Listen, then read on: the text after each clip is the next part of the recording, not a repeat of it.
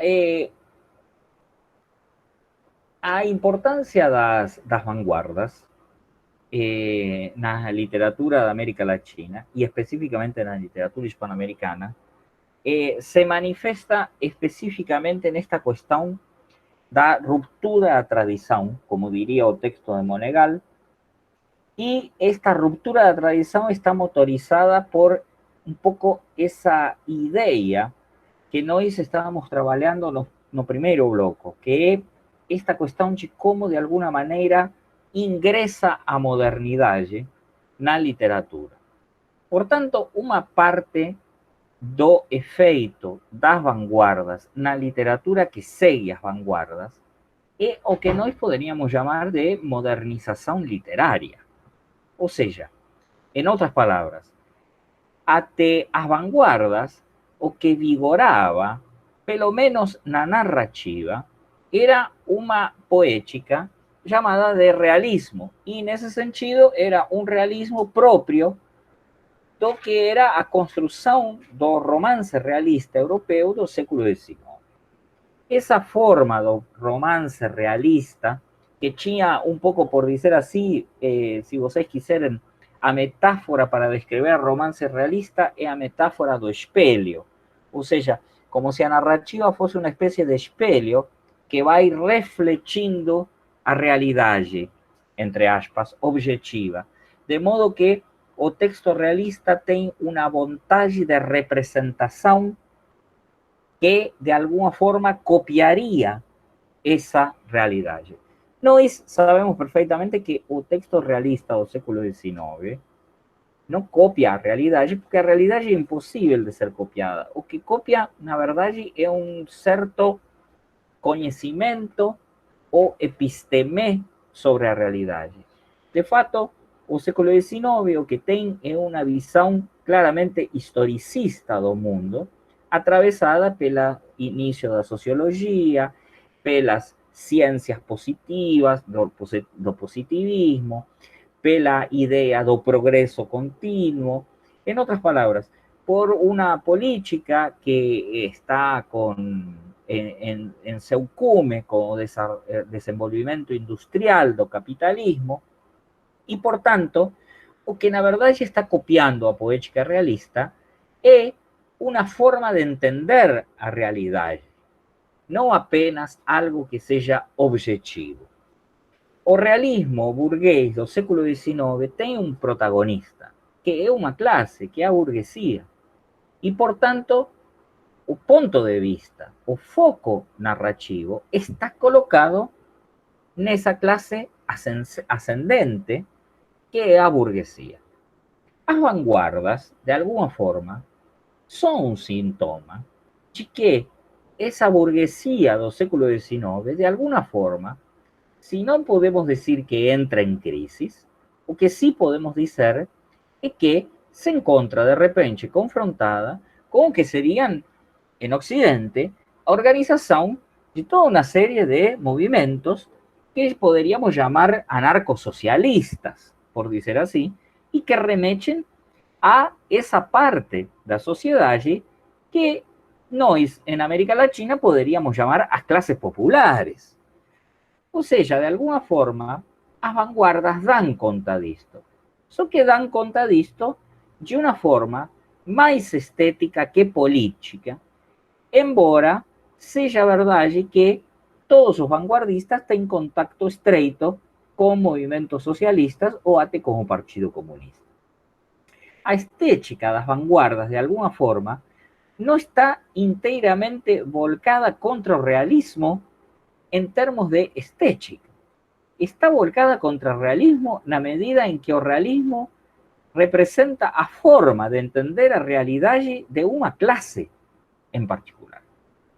Que é essa forma historicista de se construir as nações, as novas nações modernas, os estados-nações do século XIX. Claro, uma coisa são as vanguardas na Europa y otra cosa son las vanguardias en América Latina. Los estados-nações de América Latina son extremadamente nuevos y no apenas eso. Es difícil considerar que existiria um realismo burguês na América Latina. Começando pelo fato de que a América Latina só muito tardiamente tem alguma coisa que possa ser chamada de burguesia. Na verdade, a América Latina, desde o começo, tem sociedades heterogêneas, nas quais o que observamos é o melhoramento de capas médias da sociedade, que já não tem as características da burguesia europeia do século XIX. Neste processo é muito importante o tema do letramento e o tema de como, de alguma forma, a modernização, a partir do final do século XIX, vai construindo uma sociedade urbanizada que está em pos de uma modernização que, obviamente, chega também ao âmbito literário.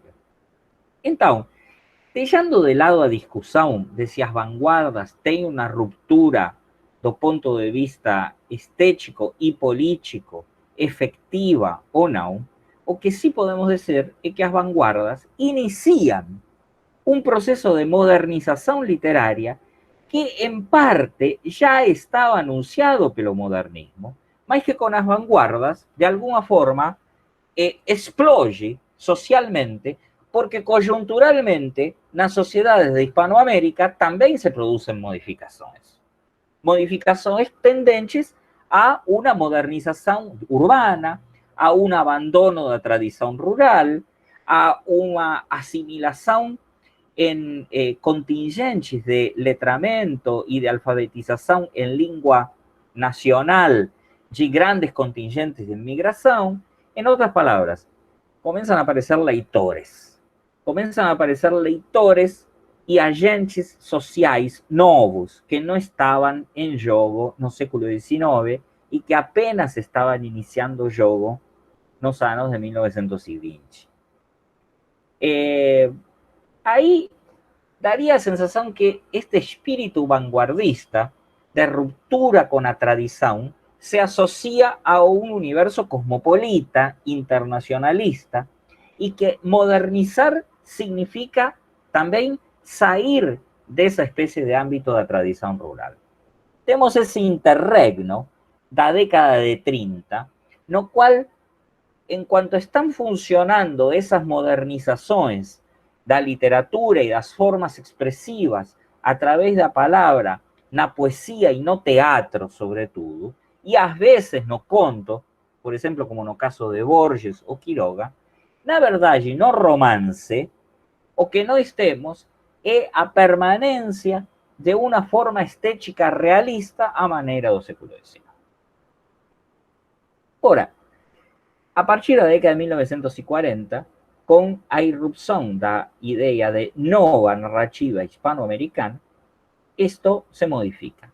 Se modifica por duas razões. Em primeiro lugar, porque de alguma forma a narrativa assume ese espíritu modernizador que vinha das vanguardas, o ese impulso modernizador que vinha das vanguardas, y abandona o realismo a maneira do século XIX. Esto que Manuel chamaría a crisis do realismo. Esos textos regionalistas, dos quais eu falei e coloquei algum material para vocês, que houve, por dizer así, un momento de última resistencia da poética realista que de alguna forma se politizó, como por ejemplo no caso de Graciliano Ramos, o no caso de Eustacio Rivera. Esa poética se politiza, asume a conservação, se vocês quiserem, de certa temática rural ou tradicional, embora rapidamente a escrita se moderniza a partir da irrupção do gênero fantástico, que é o que estávamos comentando nos cursos anteriores, e, sobretudo, a partir da ideia de que a literatura, como decía antes, cuando vocês pensan en un leitor da literatura fantástica, ese leitor está atravesado pelo seu universo cultural.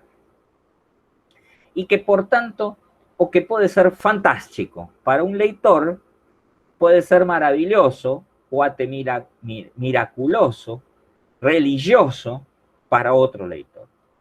Por eso, aí é que vem a importância desse prólogo ao reino deste mundo de Alejo Carpentier.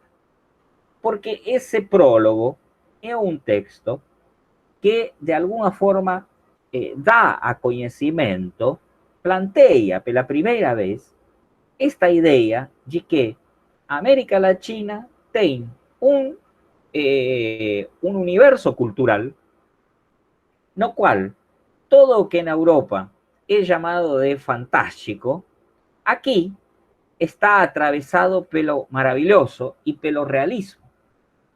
O, en otras palabras, Carpentier plantea la idea de que o mundo en Hispanoamérica, o a construção da realidade na América Latina está atravessada pela religiosidade e pela fé, que é praticamente a mesma coisa que dizer que existe uma crença cultural que de alguma forma modifica a criação literária.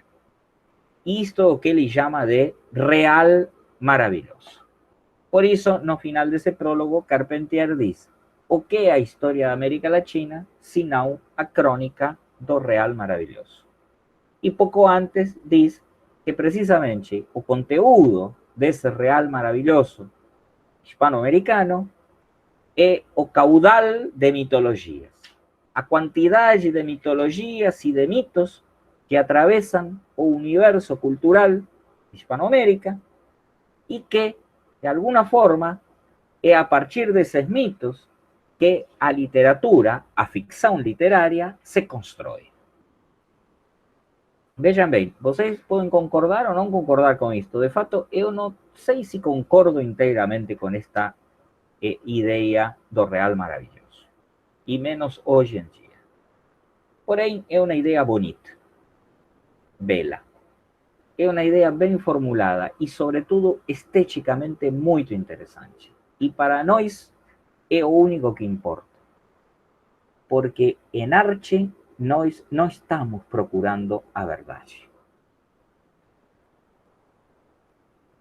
Então, esta ideia foi extremamente bem sucedida. A ideia do real maravilhoso vai ser uma ideia capaz de orientar e organizar uma enorme quantidade de produção narrativa como nunca tinha sido vista em Hispanoamérica, que vai ser chamada de nova narrativa latino-americana e que, pela sua vez, vai derivar, no final da década de 1960, num boom editorial capaz de construir, talvez pela primeira vez, um corpus, um cânone da literatura hispano-americana que possa ser lido independentemente do que eram as literaturas da metrópolis.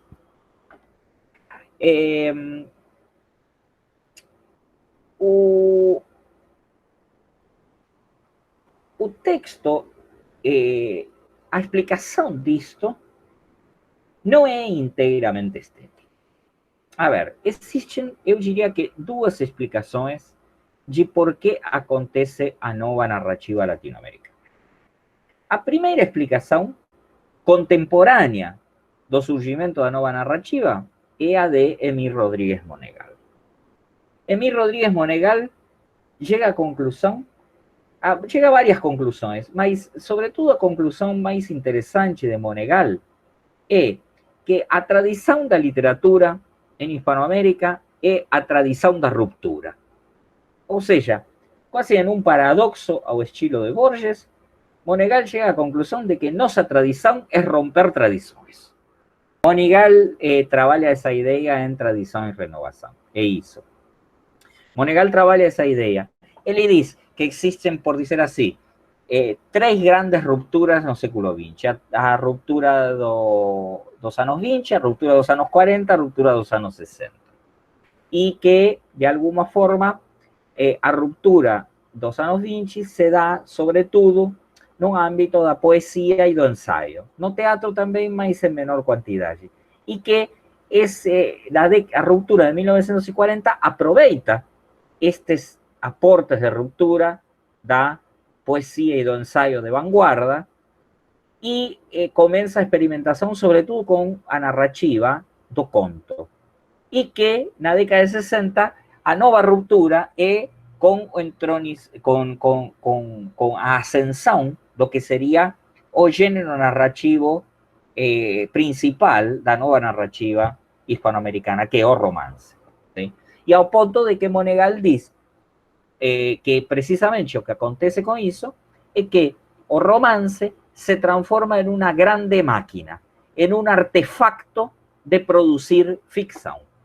O que o ponto final de Monegal, a ideia final de Monegal é que o que acontece com a nova narrativa hispanoamericana é que se constituye como literatura con un valor literario independientemente de otros elementos como a historia, a política, a sociología, etc. No es que no tengan a ver con la política, ni con la historia, ni con la sociología. O que acontece que valen literariamente por sí mismos. Y esto significa que o escritor es un intelectual muchas veces comprometido con un campo político. No en tanto, a su obra literaria tem uma autonomia. Ou seja, pode ser lida independentemente da posição política do seu autor. Porque é uma grande máquina de experimentar com a linguagem e com a ficcionalidade a partir de um universo cultural diferenciado, próprio, capaz de ser um universo cultural hispanoamericano totalmente diferente del de España. ¿Sí? Esta es una explicación posible. Eso está no texto de Monegal. A otra explicación, que no es contemporánea a nova narrativa, es un poco posterior, mas que también es interesante, es a explicación de Ángel Rama. Ángel Rama, na transculturación narrativa, vai pelo lado da idea de modernización literaria. En otras palabras, Rama o que diz é o impulso modernizador nas formas literarias das vanguardas se combina con o conteúdo tradicional de aquela narrativa regionalista da década de 30. E isso dá como resultado o que ele chama de transculturação narrativa. Este vocábulo, este conceito de transculturação vem da antropologia, vem de Fernando Ortiz. A idea de Fernando Ortiz era que era necesario dejar de lado o tema da mestizaje, porque a mestizaje hacía referencia a una mistura biológica. Por tanto, o término transculturación ven a sustituir, por decir así, o que sería una especie de mestizaje cultural, mas en términos antropológicos sustituir. No es apenas una mistura. Es todo un proceso y por tanto nunca acaba. No existe una transculturación final, inteira. O que existe es un proceso, un sistema de perdas y gaños entre culturas en contacto. Un proceso que para Fernando Ortiz ya existía entre las culturas da América, entre aspas, mesmo antes de la llegada de los españoles. Só que con la llegada de los españoles se acelera este choque cultural que deriva primero en una aculturación, que era el termo que se usaba en antropología inglesa en ese momento. A antropología inglesa de final del século XIX y de comienzo del século XX, que después va a dar na antropología norteamericana, no falaba de transculturación, falaba de aculturación. O sea, priorizaba a idea de que una cultura dominante o que hacía era eliminar una cultura dominada. Y esa cultura dominada tenía individuos que de alguna forma se aculturaban, asimilaban a cultura dominante como si no existiese después ningún sustrato o ningún vestigio de aquello que estaba formando parte de ese universo cultural antes. Ortiz, o que observa es que a aculturación como conceito no funciona en América Latina. No está siquiera diciendo que no existe aculturación. Porque quando nós pensamos antropologicamente, outras sociedades, sei lá, tribos do Pacífico Sul, ou sociedades na Antiguidade, ou na Ásia, ou qualquer outro lugar, a aculturação, de fato, pode ser comprovável. Só que a aculturação não funciona na América Latina pela sua história e pela sua conformação. Então, o que diz Fernando Ortiz é que, na verdade, nesse processo de transculturação, o que nós temos é um começo, um processo de aculturação que se dá conjuntamente a um processo de neoculturação. Em outras palavras, que existe uma mistura de elementos. Esta mistura de elementos culturais, que é o que caracteriza a sociedade da América Latina, para Fernando Ortiz, no necesariamente una mistura armónica. No está diciendo Fernando Ortiz que somos todos maravillosamente mestizos culturales y por tanto somos todos tranquilamente iguales. O que está diciendo Fernando Ortiz es que a transculturación es un proceso que puede se dar en determinados momentos con una cierta armonía y homogeneidad y en otros momentos acaba en conflictos imposibles de ser resolvidos. Y é esse o conceito que toma Ángel Rama. Porque Ángel Rama o que observa son diferentes formas de transculturação narrativa, ou seja, vejam bem que Ángel Rama trabalha a transculturação na narrativa e especificamente em 4 romances. Pedro Páramo, de Juan Rulfo, 100 anos de soledad, de Gabriel García Márquez, Los ríos profundos, de José María Arguedas, y Grandes Sertão Veredas, de Guimarães Rosa. Para Rama, esos 4 romances muestran diferentes formas mediante as quais esos conteúdos da tradição cultural previa à modernização voltan en forma de mitología nas narrativas a través de una forma literaria modernizada gracias a un impulso das vanguardas. É o mesmo que Antonio Cándido llamó en un archivo de superregionalismo. Ou, se vocês quiserem, é uma universalização de certos conteúdos, mitos e valores regionais da América Latina, producidos pela transculturação, que de repente acaban en una universalización capaz de ser entendida pelos leitores do resto da parte das literaturas occidentais, francesas, inglesas, norte-americanas, anglo-saxônicas, rusas, etc. A ver, vejam bem, esta segunda explicação de Rama não é inteiramente excludente em relação com a explicação de Monegal. Porém, colocan o foco en 2 lugares diferentes. Porque a explicação de Monegal o que deixa en primeiro plano é a construção de uma literatura ficcional. Enquanto que Rama o que deixa no primeiro plano é como a cultura está de alguna forma determinando a literatura ficcional. Isto é uma coisa que acontecia também com Carpentier. O texto de Carpentier está mais perto da transculturação narrativa de Rama que do texto Tradição e Renovação de Monegal. Porque vejam bem, desde o universo romântico europeu do século XIX, a literatura não é qualquer arte.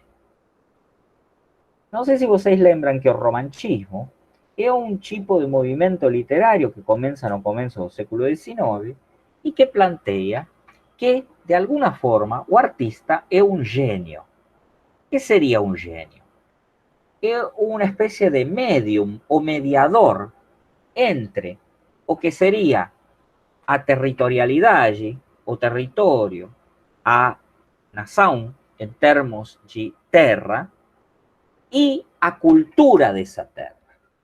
Por isso a ideia de identidade nacional. Vejam bem que o artista romântico é uma espécie de inspirado, mas não pelos deuses, pela natureza. Ele sofre e a natureza sofre. O árbol treme e o artista treme. Por quê? é como se fosse uma espécie de mediação entre o universo natural e o universo cultural. E esse universo cultural é o que é o patrimônio do povo e o que liga o povo a uma língua e a uma nação, a um território. Ora, vejam bem que por isso, no romantismo europeu, geralmente existe uma recuperação do que são as tradições folclóricas, medievais, das tradições orais das diferentes populações das regiões da Europa, etc. Claramente, o romantismo em América Latina é outra coisa. O romantismo en América Latina es un proceso de civilización y barbarie, casi que es un romantismo totalmente contrario a europeo. En cuanto que os europeus ven crecer cidades industrializadas no romantismo e então sentem nostalgia do mundo natural e vão para o campo para produzir poesia e vão para a lua para produzir poesia e olham os rios para producir poesía, o romántico en América Latina es un autor que está en las cidades y que cuando sai das cidades es comido pelos índios o asaltado pelos gauchos o, básicamente, o campo no é o lugar da arte, é o lugar do exército, onde se combate a barbarie cultural, que no é a cultura europeia que está nas cidades. Todo ese substrato rural devindo da transculturação, dessa mestiçagem cultural entre afrodescendentes, povos originários, inmigrantes, bandidos varios. Resultado.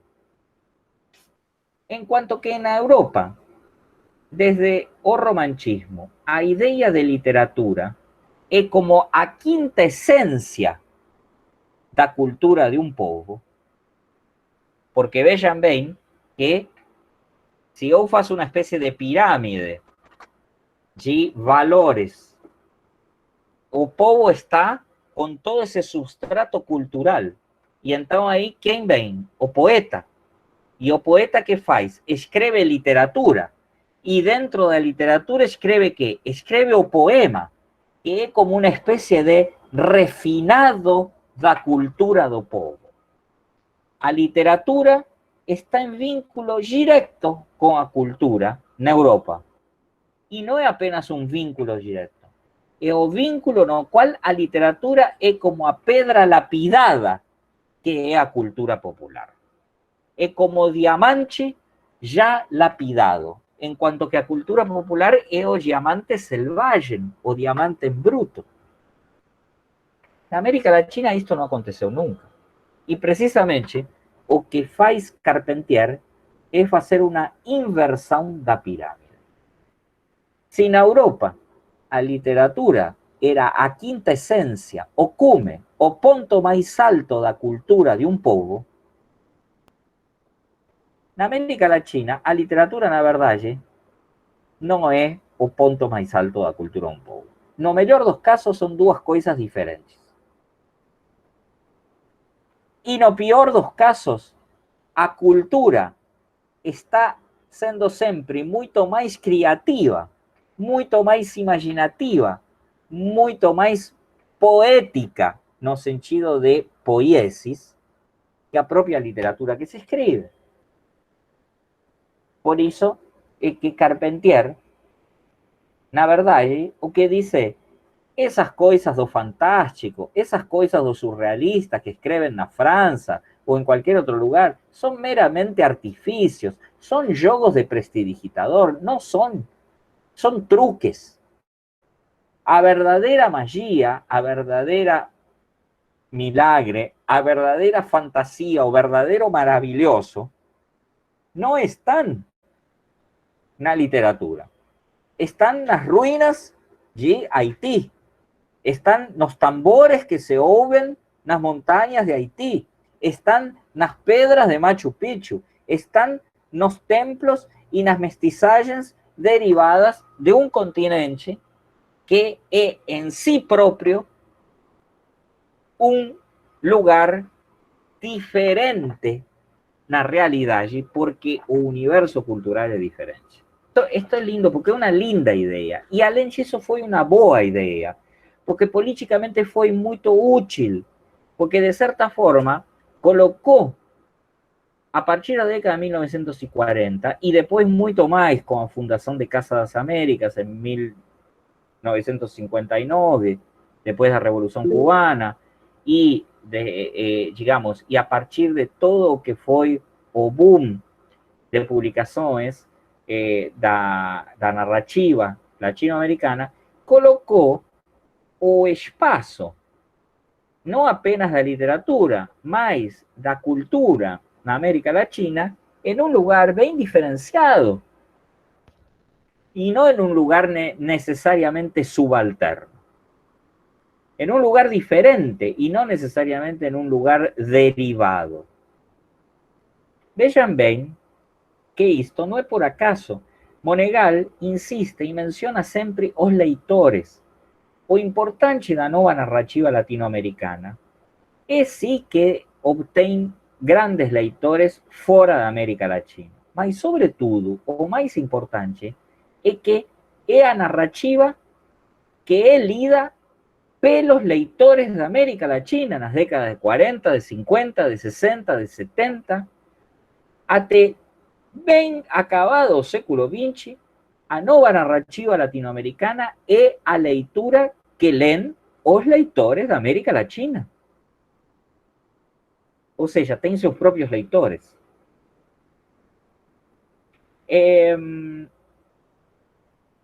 Existem razões para isto, talvez eu vou comentando depois, mas simplesmente agora eu diria, vocês têm essa explicação um pouco que dá Carpentier no prólogo El Reino deste Mundo, que é um romance, né? Que se vocês quiserem algum dia podem ler porque está traduzido. Mas eu deixei para vocês um conto que se chama Viagem à Semente, Viaje a la Semilla. E quando vocês leiam, vão ver que tem uma coisa estranha. E o que tem de estranho, como casi toda a nova narrativa latino-americana, é o problema da temporalidade. É um conto que vai da frente para trás, mas não que vai contado da frente para trás. Que está contado de uma forma como se fosse um filme que está passando para trás. Uma casa começa no primeiro momento a ser demolida. E quando cai o sol e os operários da casa vão embora, aparece um preto velho com um cajado que bate no chão e, de repente, nós temos toda a casa construída. E a partir daí começa a ser contada a história dessa casa da frente para trás. Só que não está contada meramente da frente para trás. As coisas van pasando todo para atrás. Por exemplo, uma personagem, a medida que vai passando a narrativa, vê que os móveis crescem. Por que crescem os móveis? Bom, porque ele está sendo cada vez menor. Porque ele não está crescendo. Ele está sendo cada vez mais jovem, até nascer. E o último capítulo é o momento no qual ele sai da vagina da sua mãe. Esta narrativa para trás, claramente experimental, não sei se vocês tiveram a oportunidade de assistir um filme que se chama O Estranho Caso de Benjamin Button, que na verdade é a recriação de um conto de um escritor norte-americano chamado Francis Scott Fitzgerald, que se chama O Estranho Caso de Benjamin Button, e que, no entanto, tem uma narrativa que é totalmente realista. O único que acontece nessa narrativa como dado fantástico é que a personagem, em vez de envelhecer, nasce velho e vai ficando cada vez mais jovem. A narrativa de Carpentier não é isso. Na narrativa de Carpentier, todo acontece para trás. A narrativa de Carpentier é mais parecida a um filme que eu passasse todo para trás, com as personagens indo para trás, com uma vela que, quando eu aproximo o fósforo, se apaga porque eu tiro o fósforo com fogo, como se fosse uma narrativa invertida, na qual tudo que é representado para trás. E isto se dá precisamente pelo batimento de um preto velho. Quando chegam depois os operários no dia seguinte, não vou contar o que acontece. Tá? Então, eu peço que vocês leiam, porque é um texto muito interessante. Porque vocês vão lendo e essas espécies de rebobinar a fita ou avançar a fita, como se fosse uma fita cassete, um videocassete, está muito bem trabalhado nesse conto. E dá precisamente o espaço exacto no qual, na verdade, o fantástico se transforma em outra coisa, que é o real maravilhoso.